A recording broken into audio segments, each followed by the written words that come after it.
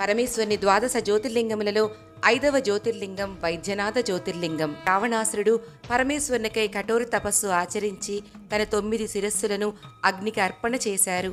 ఆఖరి శిరస్సును ఖండించబోగా ఈశ్వరుడు ప్రత్యక్షమై రావణ బ్రహ్మ గాయాలను మాన్పి ఆయనకు తన ఆత్మలింగాన్ని కానుకగా ఇచ్చి భూమిపై ఎక్కడా దాన్ని ఉంచరాదని హెచ్చరించారు. రావణాసుడు సంధ్యావందనమునకై ఆత్మలింగాన్ని బాలుని రూపంలో ఉన్న గణపతికి ఇవ్వగా గజాననుడు ఆ లింగాన్ని భూమిపై విడిచిపెట్టారు.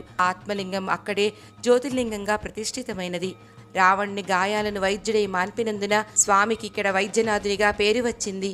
ఈ వైద్యనాథ జ్యోతిర్లింగం మహారాష్ట్రలో పర్లి అని చోట కలదు. మా ఇంట నెలకలు ఉన్న వైద్యనాథుని దర్శించుకుందాం. పూర్వోత్తరే ప్రజ్వలికా నిధానే సదా వసంతం గిరిజా సమేతం సురాసురారాధిత పాద పద్మం శ్రీ వైద్యనాథం తమహం నమామి.